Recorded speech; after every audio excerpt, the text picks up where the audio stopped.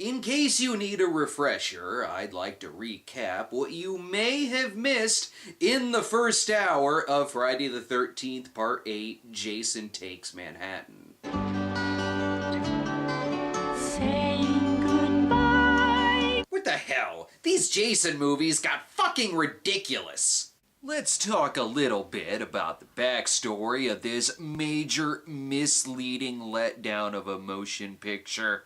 It was a film that was advertised as Jason Rampages Through New York, whether it was in the TV appearances or in the posters that say, New York has a new problem.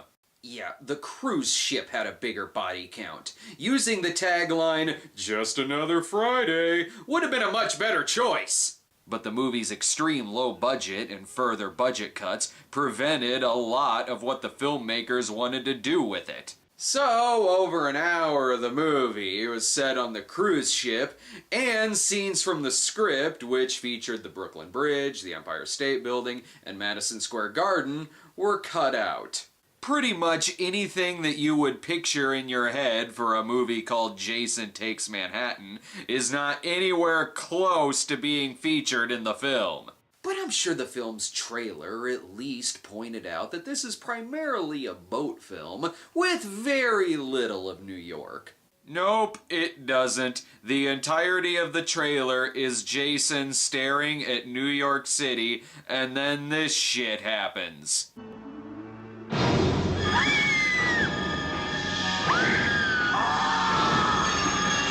Friday the 13th, Part 8. Nothing like that ever happens in this film. It's what makes even fans of this movie say, damn, fuck you. But we are now officially in the last act of the film. Which means we are off of the cruise ship and we can finally get to New York City despite what little time we have left in the film.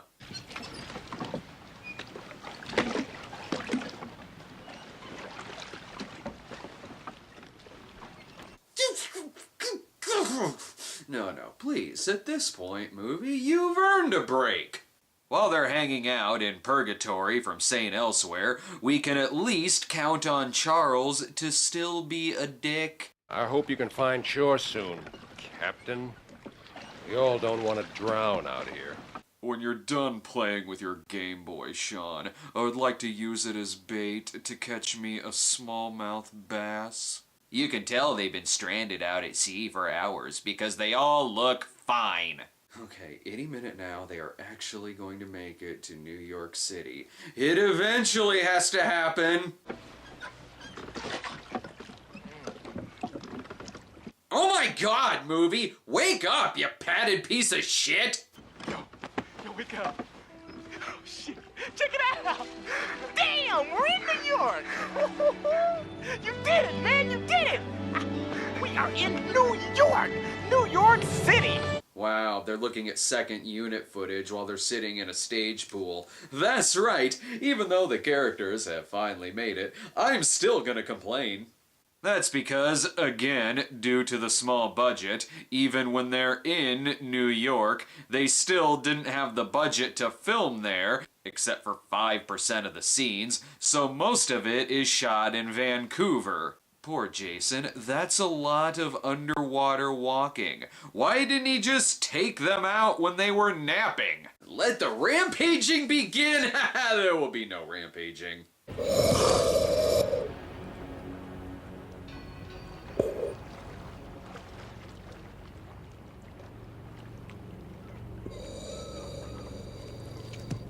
Stop being funny, Part 8. Only Part 6 is allowed to be funny. You could tell me that this was filmed in Twin Peaks, and I'd have believed it, but oh no, there's muggers, so I guess that means New York. Her necklace gets taken, as if it's hard to find a Statue of Liberty necklace in New York. Rennie is kidnapped, and I bet you all wish you stayed on that sinking ship now, huh? Well, I guess in a way they kinda are. Calm down, will you? You heard what he said? They'll kill her! We have to find the police! Have you noticed yet that Charles is one of those characters that we're supposed to hate, but he's the only one who is constantly making sense? But Sean said that we needed to drop the anchors. I'm the one you should be listening to. Do you think dropping an anchor in the middle of a storm makes any sense whatsoever? Yeah, why am I supposed to hate him again? And why the fuck isn't someone here to tell them that they're doomed?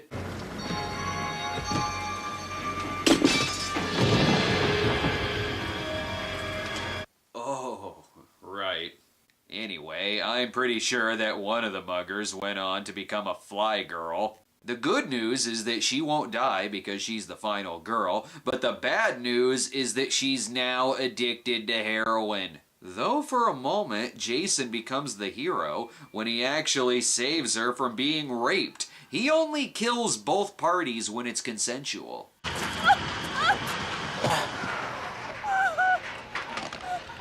Who the fuck are you? But he's gonna kill this guy for asking stupid questions. It's clearly the hockey player from the billboard.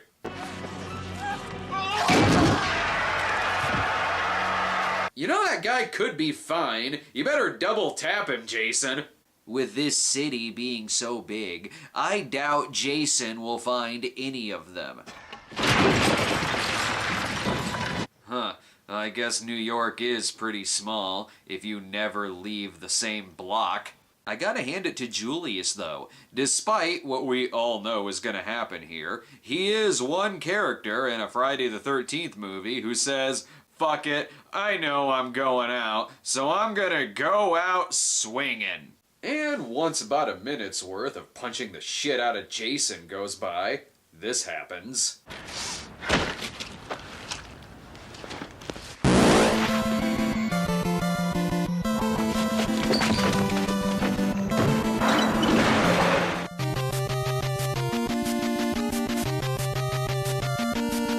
Easiest joke in the whole episode. Meanwhile, Rennie is high as fuck and lost in New York. How is she ever gonna find... Oh, there's Sean. Why are they all split up? And Charles is the only one to actually get the cops. I'm rooting more and more for him as this film goes along.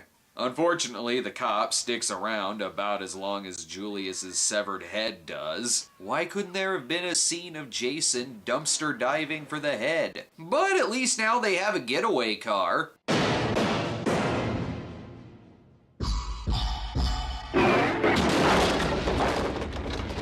You idiot! Oh no, Miss Van Dusen didn't make it out. Van Dusen!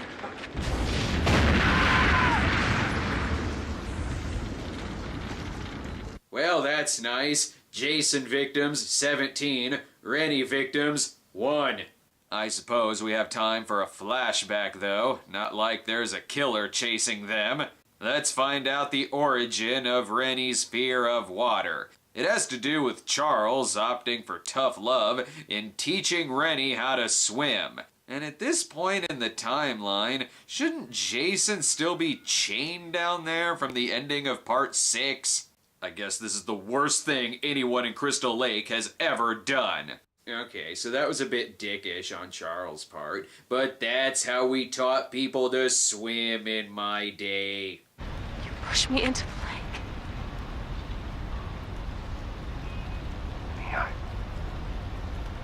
I was only trying to teach you. Can we talk about this later? You son of a bitch. Yes, Charles' bad swimming lessons clearly means he deserves to be stranded with a fucking death sentence. But he does survive getting thrown through a window because no one can harm the agent for harm. That is, unless it involves being drowned in a barrel of toxic waste.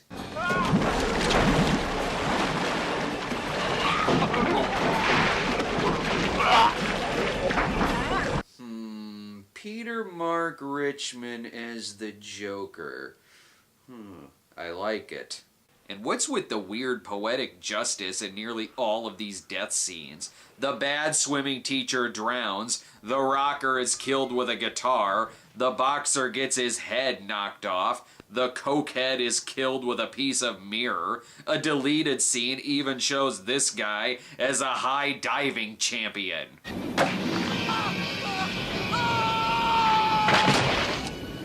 6 out of 10. How dare this movie put thought into its death scenes?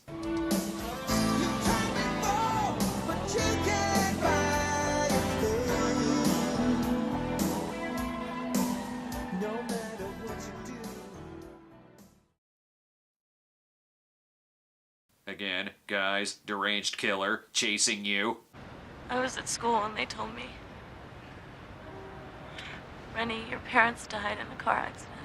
Jesus Christ, one tragic backstory at a time, please. It just seems like everybody I care about, I lose. Yeah, tell that to the guy who literally just lost his father. Yeah, but whatever, deaths. Time to make out.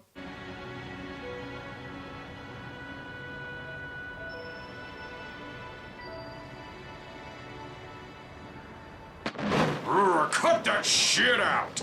Ooh, they're now in the subway. There's lots of people there. This could be a scene where Jason is just hacking away at people left and right, but nope, he just walks right past them.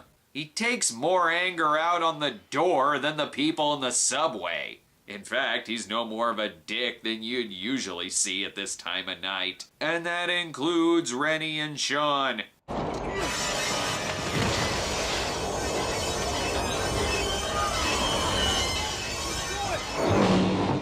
That's a good way to piss off a Jason, and you're making people late for work.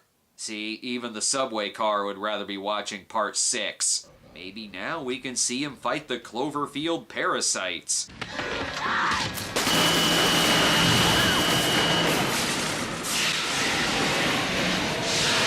Have you not seen any of these movies? Electricity is what makes him stronger. Oh, are you sure you want to show the city now, or would you rather sleep some more?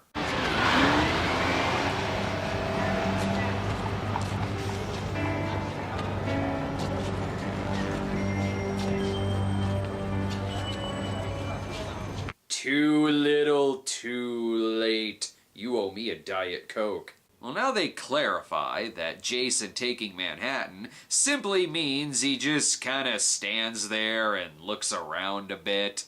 I think this scene is mainly here so that they can show this clip on talk shows to promote and misrepresent the movie. Yo, man, it's cool. It's cool, man. It's cool. Admittedly, it is the best clip of the movie.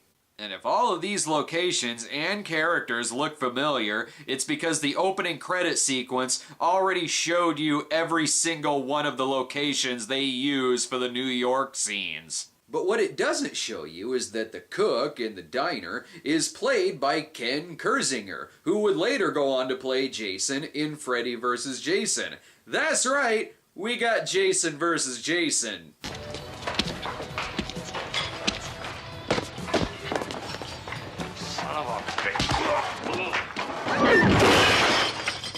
And Kane Hodder easily wins.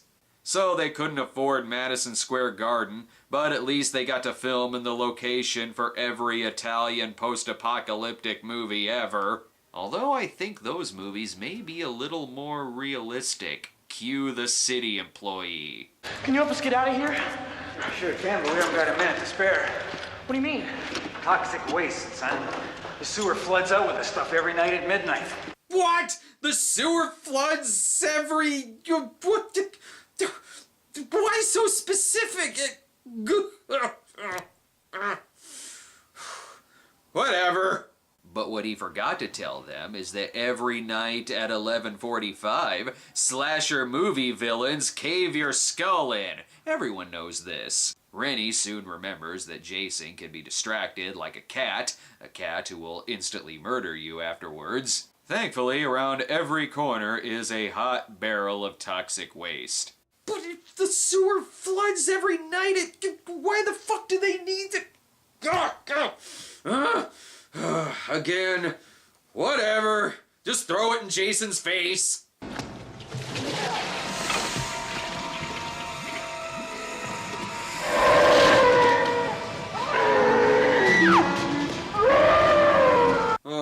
Now I feel sorry for him. He has kind eyes in this movie. So, a pen to the eye didn't hurt him, an axe to the head, multiple bullet wounds. etc. But his real kryptonite is the ooze. Oh yeah, and the flood of toxic waste to wash away the chuds.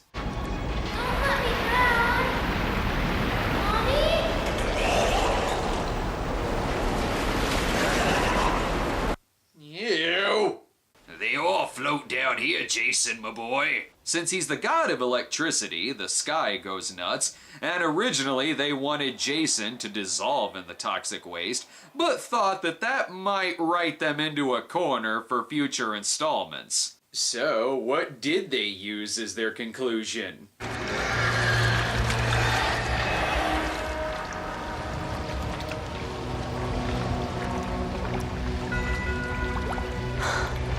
Oh, that makes sense. He's back to being a child now, as if he's the slasher movie version of Joshua Baskin. The hell kind of sense does that make? How does that not write you into a corner? Doesn't matter. Now Rennie and Sean can finally go see Black and Blue. I hear there's a statue here that's 22 stories tall. Everyone you know is dead. And the dog returns after probably hanging out with Muffin from part 2, and someone better get that kid out of the sewer before it floods again. And that's my theory about how Jason Voorhees caused 9/11. Can I have a radio show now? Friday the 13th Part 8 became the last of the Paramount-produced Friday the 13th films before selling the series to New Line Cinema. Aw man, but they finally got pantyhose that fit, at last! Paramount would later have a hand in the 2009 remake. The reason for selling off the series was due largely in part to the film underperforming at the box office. While it had only a $5 million budget and brought in $14 million, it became the second lowest grossing film of the series. The film was released in the summer of 1989, the same summer which meant that Jason had to fight off such hits as Batman, Indiana Jones and the Last Crusade, Ghostbusters 2, even A Nightmare on Elm Street Part 5 brought in a little bit more than Jason Takes Manhattan. Perhaps, I don't know, a movie called Jason Takes Manhattan should have actually delivered on that promise. You'll never catch Home Alone 2 in that kind of lie. Even Rob Hedden, the writer and director, acknowledged that yes, perhaps more of the movie should have been set in New York. Oh, really? You think? If the movie had a small budget and couldn't shoot nearly as much in New York, then fine. But don't advertise for a movie that you can't make. At least Jason Goes to Hell was called Jason Goes to Hell, which does happen, and not Jason Takes Hell. Even Jason X delivered tenfold on its promise that Jason is in space, and Friday the 13th 3D had so much 3D in it that I'm still picking popcorn out of my clothes. But every criticism that I have just said in this two-part review is instantly negated by the fact that Jason is very funny in this movie. We'll be picking up on this series again in October, even though I did accidentally just spoil that Jason does go to hell. Sorry about that.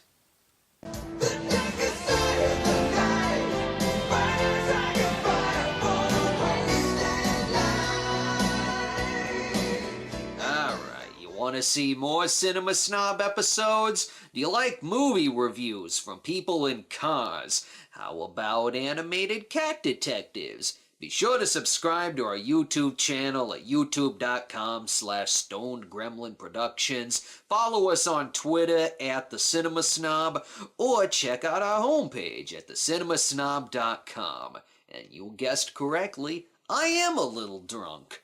You don't understand. There is a maniac trying to kill us. Welcome to New York.